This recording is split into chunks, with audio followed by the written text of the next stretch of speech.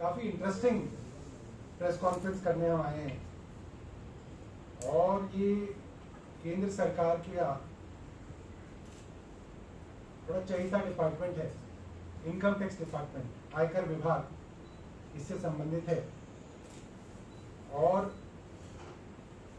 बड़ी हास्यास्पद घटना हुई है कि हमारी पार्टी के अंदर जानी मानी हमारी नेता आतिशी जी को इनकम टैक्स डिपार्टमेंट ने नोटिस दिया है और मात्र इस चीज के लिए नोटिस दिया है कि इन्होंने 2020 में जो चुनाव लड़ा उसके इलेक्शन के एफिडेविट में इन्होंने खुद डिक्लेयर किया है कि इनके पास चल संपत्ति, मूवेबल एसेट्स जो बैंक में है, फिक्स डिपॉजिट और म्यूचुअल फंड्स के रूप में है 59,79,000 कुछ रुपए इनके पास इनके अकाउंट में है एफडी और म्यूचुअल फंड के रूप में। इस चीज का नोटिस जो है इनकम टैक्स डिपार्टमेंट ने दिया है और हैरान मैं इसलिए हूं कि कोई साधारण से साधारण बुद्धि रखने वाला आदमी भी अगर आतिशी जी के बारे में थोड़ी सी भी जानकारी उसी एफिडेविट में पढ़ लेता,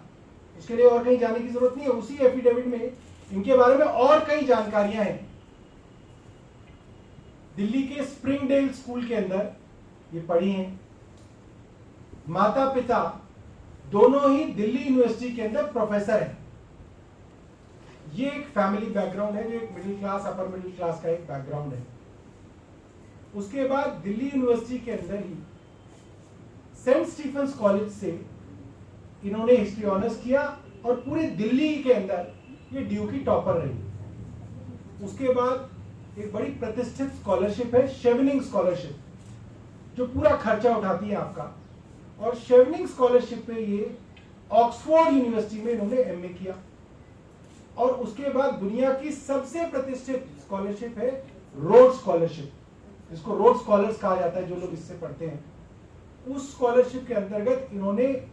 ऑक्सफोर्ड यूनिवर्सिटी से एमएससी किया एजुकेशन के अंदर। इतनी बड़ी बड़ी क्वालिफिकेशंस के बाद कोई प्रोफेशनली 8 से 10 साल अगर अपनी नौकरी करे, कंसल्टिंग का काम करे, रिसर्च ऑर्गेनाइजेशंस के अंदर as a scholar think tanks के साथ काम करे, तो मुझे लगता है कि कोई बेवकूफ से बेवकूफ आदमी भी समझ सकता है कि इतना धन आप अर्जित कर सकते हैं कि उसके बाद 7-8 साल अगर वो बैंक में और म्यूचुअल फंड्स में रखा रहे तो 50-60 लाख रुपए आराम से बनता है। और सबसे मजेदार बात यह है कि ये जितना पैसा इनके एफडीज और म्यूचुअल फंड्स में है वो सारा का सारा पैसा 2012 से पहले जमा कराया हुआ है। आप सबकी जानकारी में है कि 2012 में अक्टूबर में आम आदमी पार्टी बनी, 2013 दिसंबर में पहली बार आम आदमी पार्टी की सरकार बनी और 2015 में आतिशी जो थी इनको दिल्ली सरकार के साथ काम करने का मौका मिला और 1 रुपए के अंदर प्रति माह 1 रुपए की तनख्वाह के ऊपर ही काम करते थे। बहुत मुझे दुख के साथ इस प्रेस कॉन्फ्रेंस को करना पड़ रहा है कि इनकम टैक्स डिपार्टमेंट इतना खाली है कि वो केंद्र सरकार जो इस वादे के साथ आई थी कि काला धन लेके आएंगे, स्विस बैंक के अंदर जो लाखों करोड़ रुपए भारत का काला धन जमा है उसको लेके आएंगे, आज उनके हालात इतने बिगड़ गए हैं कि 60-60 लाख रुपए की डिक्लेरेशन के ऊपर ये इनकम टैक्स के नोटिस भेज रहे हैं। हमारा सीधा तौर पे मानना है, एक तो वैसे ही भारत के अंदर हमारी राजनीति इस तरीके की है कि पढ़े लिखे प्रोफेशनल युवा और खास तौर पे महिलाएं राजनीति के अंदर आना पसंद नहीं करती, क्योंकि उनके लिए आना ही बहुत मुश्किल है, सरवाइव करना बहुत कठिन है। जो महिलाएं ज्यादातर हम राजनीति में देखती भी हैं, वो भी बहुत सारी महिलाएं उसमें ऐसी हैं जिनको विरासत में वो राजनीति मिली, तो वो पैटर्नेज मिला जिस वजह से वो स्थापित हो पाई। बहुत कम लोग हैं जो अपने बलबूते पे बिना किसी राजनीतिक पारिवारिक बैकग्राउंड के वो लोग आते हैं, और उनके साथ अगर भाजपा की केंद्र सरकार ये करती है तो मुझे लगता है कि ये भाजपा का महिला विरोधी चेहरा, सेक्सिस्ट, एक सेक्सिस्ट और शॉविनिस्ट पार्टी के रूप में भाजपा अपने आप को दिखा रही है, अपने आप को स्थापित कर रही है। और आम आदमी पार्टी इनकी घोर निंदा करती है, और हमें लगता है कि बहुत शर्मनाक है कि इस तरीके का काम करने के लिए केंद्र सरकार ने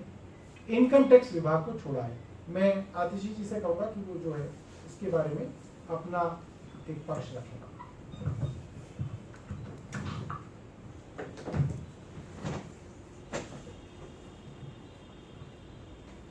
देखिए, आप और हम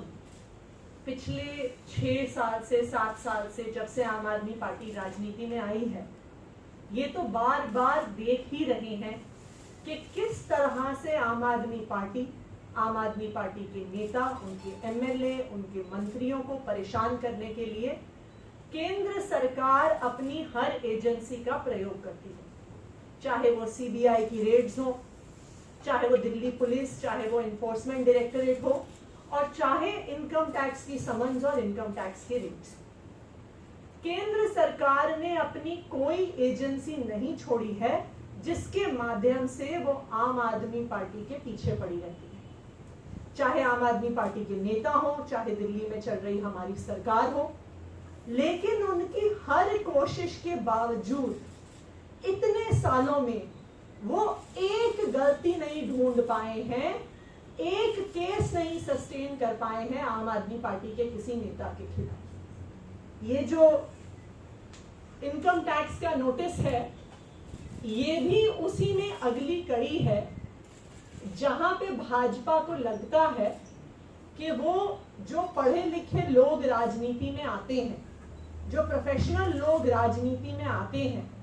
उनको इन नोटिसेस के माध्यम से डरा सकते हैं, धमका सकते हैं और चुप करा सकते हैं। मैं भाजपा की केंद्र सरकार को कहना चाहूंगी कि हम आपकी धमकियों से डरने वाले नहीं हैं। हम लोग, चाहे मैं हूं, चाहे सौरभ हैं, चाहे हमारे पार्टी के बहुत सारे नेता हैं जो अलग अलग फील्ड से अपनी नौकरियां छोड़ के राजनीति में आए हैं, इसलिए आए हैं क्योंकि हम देश की राजनीति बदलना चाहते हैं। और भाजपा की इन खोखली धमकियों से हम डरते नहीं हैं। दूसरी बात, भाजपा के नेताओं के पास कुछ छुपाने के लिए होगा, क्योंकि उनके पास और उनकी पार्टी के पास संपत्ति कैसे आती है ये किसी को बताने की जरूरत नहीं है। हमारे पास एक भी चीज छुपाने के लिए नहीं है। जिस तारीख को इनकम टैक्स डिपार्टमेंट बुलाएगी, जहां बुलाएगी, जितने सालों के वो बैंक अकाउंट्स के डिटेल्स चाहेंगे, हम एक एक कागज में लेकर जाऊंगी, क्योंकि मेरे पास छुपाने के लिए कुछ नहीं। और मैं भाजपा को ये चैलेंज देना चाहती हूं कि जिस तरह से हम अपने सारे बैंक अकाउंट्स, अपनी सारी प्रॉपर्टी को पब्लिक करने के लिए तैयार हैं, क्या भाजपा के नेता भी ये करने को तैयार हैं? या वो सिर्फ इनकम टैक्स को और ईडी को और दिल्ली पुलिस को आम आदमी पार्टी के नेताओं को परेशान करने के लिए छोड़ना चाहते हैं? धन्यवाद। कोई क्वेश्चन है?